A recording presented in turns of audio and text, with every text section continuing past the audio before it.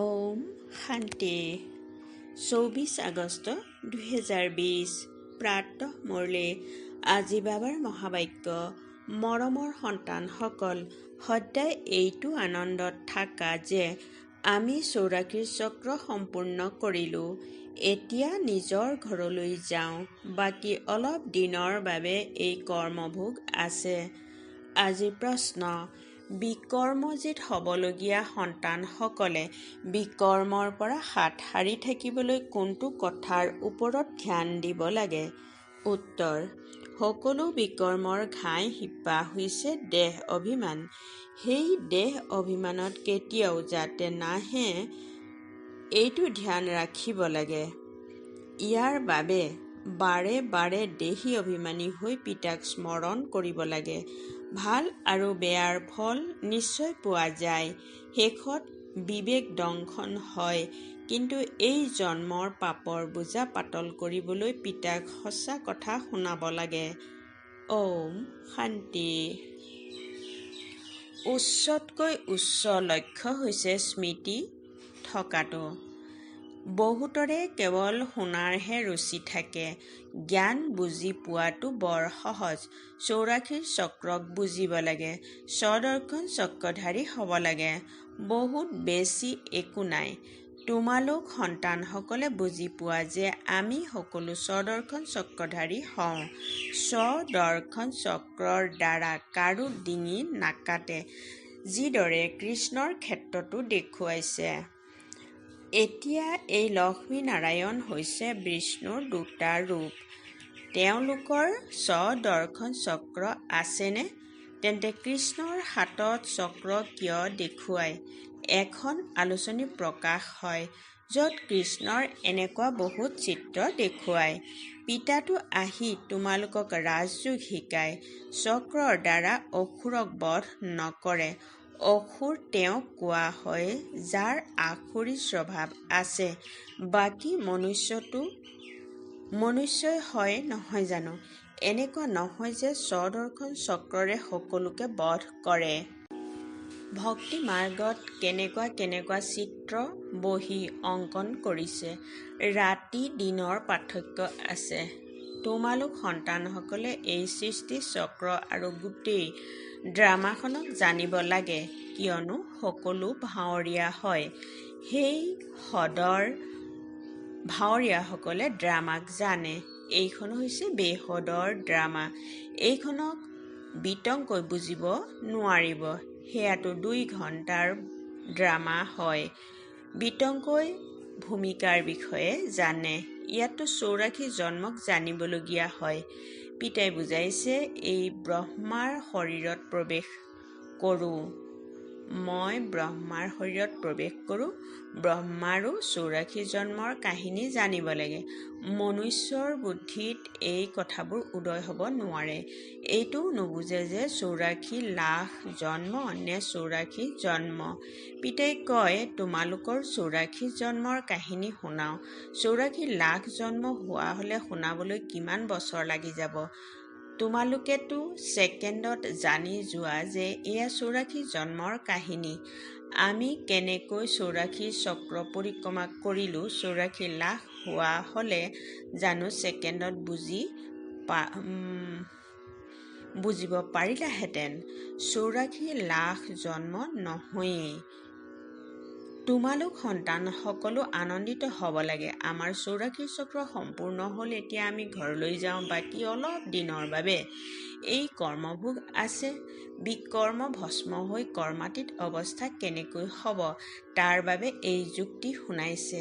বাকী বুজায় যে এই জন্মত যি বিকৰ্ম কৰিছা সেই সকলোবোৰ লিখি দিলে তেতিয়া বোজা পাতল হৈ যাব।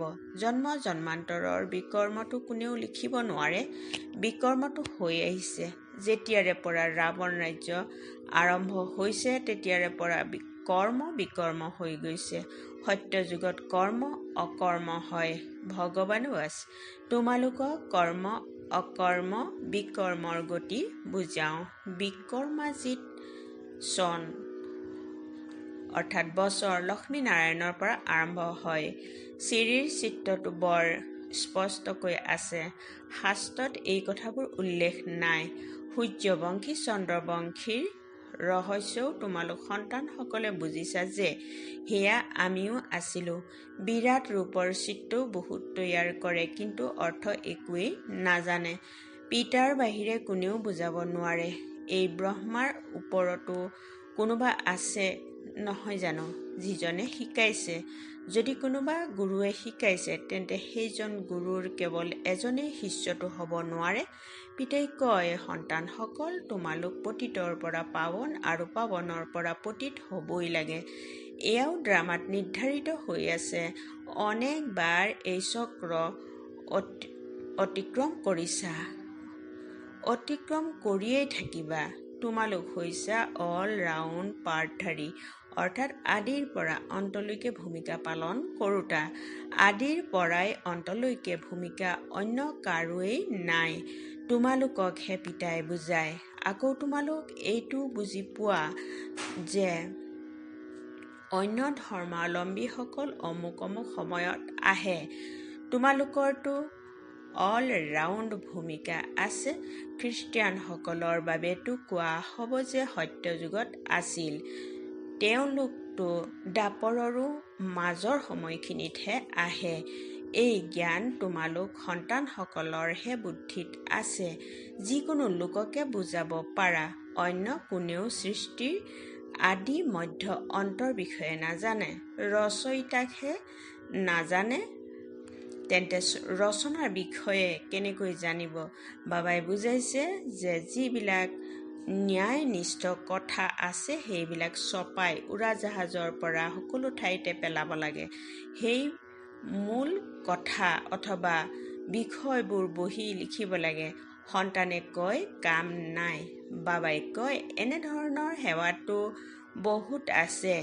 ইয়াত একান্তত বহি এইটো কাম কৰা।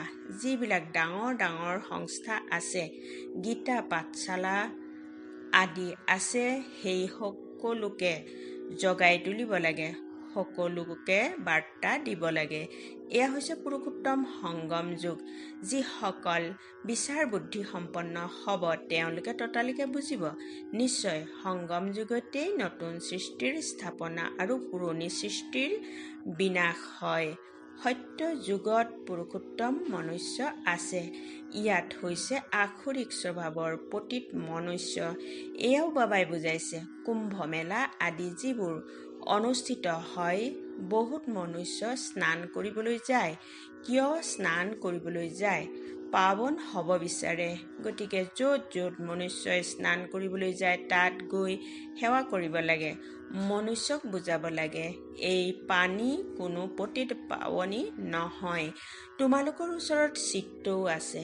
গীতা পাঠশালাবোৰত গৈ প্ৰচাৰ পত্ৰিকা বিলাব লাগে। সন্তানসকলে সেৱা বিচাৰে। এইটো বহি লিখা। গীতাৰ ভগৱান পৰমপিতা পৰমাত্মা শিৱ, শ্ৰীকৃষ্ণ নহয়। আকৌ তেওঁৰ জীৱন বৃত্তান্তৰ মহিমা লিখা। শিৱ বাবাৰ বায়োগ্ৰাফী লিখা। তেতিয়া তেওঁলোকে নিজেই বিচাৰ কৰিব। এইটো পইণ্টছো লিখিব লাগে যে পতিত পাৱন কোন। তাৰ পাছত শিৱ আৰু শংকৰৰ পাৰ্থক্যও দেখুৱাব লাগে। শিৱ বেলেগ হয়, শংকৰ বেলেগ হয়। এইটো বাবাই বুজাইছে যে কল্প ৫,০০০ বছৰৰ হয়। মনুষ্যই ৮৪ জন্ম লয়, ৮৪ লাখ নহয়। এই মুখ্য মুখ্য কথাবোৰ চমুকৈ লিখিব লাগে, যিবোৰ উৰাজাহাজৰ পৰাও পেলাব পাৰি, বুজাবও পাৰে।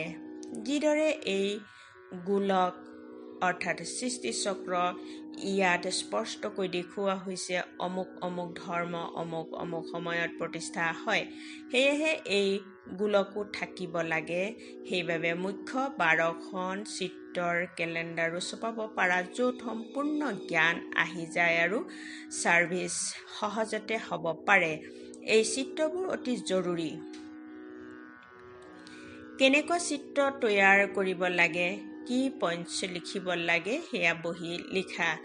তোমালোকে গুপ্ত বেশত এই পুৰণি সৃষ্টিৰ পৰিৱৰ্তন কৰি আছা। আনন ৱাৰিয়ৰ অৰ্থাৎ অজ্ঞাত যোদ্ধা হোৱা। তোমালোকক কোনেও নাজানে। বাবাও গুপ্ত, নলেজো গুপ্ত। ইয়াৰ কোনো শাস্ত্ৰ আদি ৰচা নহয়। অন্য ধৰ্ম প্ৰতিষ্ঠাপকৰ বাইবেল আদি ছপোৱা হয়, যিবিলাক পঢ়ি আহিছে। প্ৰত্যেক ধৰ্মৰে ছপাই, তোমালোক আকৌ ভক্তি মাৰ্গত ছপাই।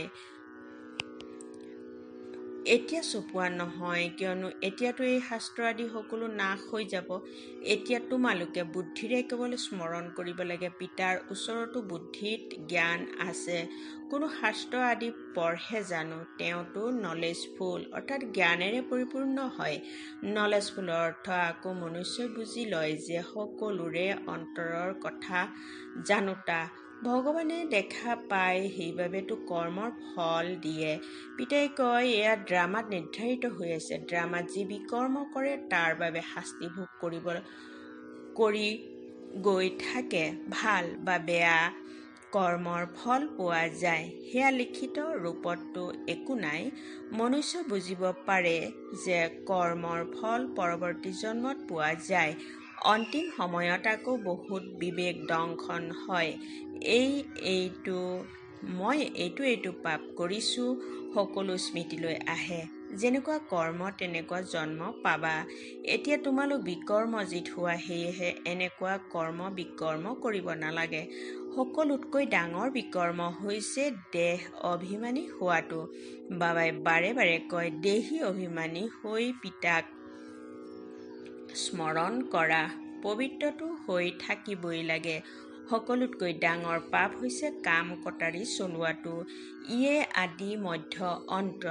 দোষ দিওঁতা হয়। সেইবাবে সন্ন্যাসীসকলেও কয়, এয়া কাগ বিস্তাৰ সমান, অৰ্থাৎ তেনেই তাকৰীয়া সুখ। তাত দুখৰ নাম নাথাকে, ইয়াত দুখেই দুখ। সেইকাৰণে সন্ন্যাসীসকলৰ বৈৰাগ্য জন্মে, কিন্তু তেওঁলোক জংঘললৈ গুচি যায়। তেওঁলোকৰ হৈছে সীমিত বৈৰাগ্য, তোমালোকৰ হৈছে বেসদৰ বৈৰাগ্য। এই জগতখন চি হয়। সকলোৱে কয়, বাবা আহি আমাৰ দুখ হৰণ কৰি সুখ দিয়া। পিতাহে সুখহৰ্তা, দুখকৰ্তা হয়। তোমালোক সন্তানসকলেহে বুজি পোৱা যে নতুন সৃষ্টিতেই দেৱতাসকলৰ ৰাজ্য আছিল। তাত কোনো প্ৰকাৰৰ দুখ নাছিল। যেতিয়া কোনোৱে শৰীৰ ত্যাগ কৰে, তেতিয়া মনুষ্যই কয় স্বৰ্গবাসী হ'ল। কিন্তু এইটো জানো বুজে যে আমি নৰকত আছো? আমি যেতিয়া মৰিম তেতিয়া স্বৰ্গলৈ যাম। কিন্তু তেওঁ স্বৰ্গলৈ গ'ল নে ইয়াত নৰকলৈ আহিল, একো বুজিয়েই নাপায়। তোমালোক সন্তানসকলে তিনিজন পিতাৰ ৰহস্যও সকলোকে বুজাব পাৰা। দুজন পিতাৰ কথাটো সকলোৱে বুজি পায়, লৌকিক আৰু পাৰলৌকিক। আৰু এয়া অলৌকিক প্ৰজাপিতা ব্ৰহ্মা আকৌ ইয়াত সংগম যুগত আছে। ব্ৰাহ্মণৰো দৰকাৰ নহয় জানো? এই ব্ৰাহ্মণসকল জানো ব্ৰহ্মাৰ মুখ বংশাৱলী হয়? জানে যে ব্ৰহ্মা আছিল, সেইবাবে ব্ৰাহ্মণ দেৱী দেৱতা নমঃ বুলি কয়। এইটো নাজানে যে তেনেকৈ কাক কয়, কোন প্ৰকাৰৰ ব্ৰাহ্মণ। তোমালোক হৈছা পুৰুষোত্তম সংগমযোগী ব্ৰাহ্মণ, তেওঁলোক হৈছে কলিযোগী। এয়াতো হৈছে পুৰুষোত্তম সংগম যুগ। যেতিয়া তোমালোক মনুষ্যৰ পৰা দেৱতা হোৱা, দেৱী দেৱতাৰ ধৰ্মৰ প্ৰতিষ্ঠা হৈ আছে। গতিকে সন্তানসকলে সকলো পইণ্টছ ধাৰণ কৰিব লাগে। আকৌ তাৰ পাছত সেৱা কৰিব লাগে। পূজা কৰিবলৈ বা শ্ৰাদ্ধ খাবলৈ ব্ৰাহ্মণসকল আহে। তেওঁলোকৰ লগতো তোমালোকে বাৰ্তালাপ কৰিব পাৰা। আপোনালোকক সঁচা ব্ৰাহ্মণ কৰি তুলিব পাৰোঁ। এতিয়া ভাদ মাহ আহি আছে, সকলোৱে মৃতকৰ আত্মাক খুৱায়। সেয়াও যুক্তিৰে কৰিব লাগে। নহ'লে ক'ব যে ব্ৰহ্মা কুমাৰীৰ ওচৰলৈ গৈ সকলো এৰি দিলে। এনেকুৱা একো কৰিব নালাগে যাৰ বাবে তেওঁলোক বিতুষ্ট হ'ব। যুক্তিৰে তোমালোকে জ্ঞান দিব পাৰা। নিশ্চয় ব্ৰাহ্মণসকল আহিব, তেতিয়াহে জ্ঞান দিব পাৰিবা, নহয় জানো? এই মাহটোত তোমালোকে ব্ৰাহ্মণসকলৰ বহুত সেৱা কৰিব পাৰা। তোমালোক ব্ৰাহ্মণসকলতো প্ৰজাপিতা ব্ৰহ্মাৰ সন্তান হোৱা। কোৱা যে ব্ৰাহ্মণ ধৰ্ম কোনে প্ৰতিষ্ঠা কৰিলে? তোমালোকে ঘৰত বহি তেওঁলোকৰো কল্যাণ কৰিব পাৰা। যেনেকৈ অমৰনাথৰ যাত্ৰাত যায় তেতিয়া তেওঁলোকে কেৱল লিখনিৰ দ্বাৰা ইমান নুবুজিব, তাত বহি বুজাব লাগে। মই আপোনাক সঁচা অমৰনাথৰ কথা শুনাম। অমৰনাথ বুলিতো এজনকহে কোৱা হয়। অমৰনাথ অৰ্থাৎ যিজন অমৰ পুৰি স্থাপন কৰে, সেয়া হৈছে সত্য যুগ। এনেদৰে সেৱা কৰিব লাগে। তালৈ খোজকাঢ়ি যাবলগীয়া হয়। যিসকল ভাল ভাল ডাঙৰ ডাঙৰ ব্যক্তি আছে তেওঁলোকক গৈ বুজাব লাগে। সন্ন্যাসীসকলকো তোমালোকে জ্ঞান দিব পাৰা। তেওঁলোক গোটেই সৃষ্টিৰ কল্যাণকাৰী। তোমালোক হোৱা। শ্ৰীমতত আমি বিশ্বৰ কল্যাণ কৰি আছো। বুদ্ধিত এইটো নিচা থাকিব লাগে। ভাল বাৰু, অতি মৰমৰ কল্পৰ পাছত পুনৰাই লগ পোৱা সন্তানসকলৰ প্ৰতি মাতা পিতা বাপ দাদাৰ স্নেহপূৰ্ণ স্মৰণ আৰু সুপ্ৰভাত। আত্মিক পিতাৰ আত্মিক সন্তানসকলক নমস্কাৰ। ধাৰণাৰ বাবে মুখ্য সাৰ নম্বৰ 1। যেতিয়া একান্ত বা আজৰি পোৱা যায় তেতিয়া জ্ঞানৰ ভাল ভাল পইণ্টছ অৰ্থাৎ মূল কথাৰ ওপৰত বিচাৰ সাগৰ মন্থন কৰি লিখিব লাগে। সকলোকে বাৰ্তা দিয়াৰ বা সকলোৰে কল্যাণ কৰাৰ যুক্তি ৰচিব লাগে। নম্বৰ 2। বিকৰ্মৰ পৰা হাত সাৰিবলৈ দেহী অভিমানী হৈ পিতাক স্মৰণ কৰিব লাগে। এতিয়া কোনো বিকৰ্ম কৰিব নালাগে। এই জন্মত কৰা বিকৰ্মবোৰ বাপ দাদাক সততাৰে শুনাব লাগে। আজিৰ বৰদান সম্পন্নতাৰ দ্বাৰা সন্তুষ্টিৰ অনুভৱ কৰোঁতা হৰ্ষিত বিজয়ী হোৱা। বহলাই এনেদৰে কোৱা হৈছে, যি সৰ্ব খাজনাৰে সম্পন্ন হয় তেওঁ সদায় সন্তুষ্ট হয়। সন্তুষ্টি অৰ্থাৎ সম্পন্নতা। যেনেকৈ পিতা সম্পন্ন হয়, সেইকাৰণে তেওঁৰ মহিমাত সাগৰ শব্দ উল্লেখ কৰে, তেনেকৈ তোমালোক সন্তানসকলো মাষ্টৰ সাগৰ অৰ্থাৎ সম্পন্ন হোৱা। তেতিয়া সদায় আনন্দত নাচি থাকিবা। অন্তৰত আনন্দৰ বাহিৰে অন্য একো আহিব নোৱাৰে। স্বয়ং সম্পন্ন হোৱাৰ বাবে কাৰো দ্বাৰা বিৰক্ত হ'বলগীয়া নহ'ব। যিকোনো প্ৰকাৰৰ খেলিমেলি বা বিঘিনিক এক খেল যেন অনুভৱ হ'ব। সমস্যা মনোৰঞ্জনৰ সাধন হৈ পৰিব। নিশ্চয় বুদ্ধি হোৱাৰ বাবে সদায় হৰ্ষিত আৰু বিজয়ী হ'বা। শ্লোগান: বিকট পৰিস্থিতিবোৰক ভয় নকৰিবা, তাৰ পৰা পাঠ পঢ়ি নিজক পৰিপক্ক কৰি তোলা। ওম শান্তি।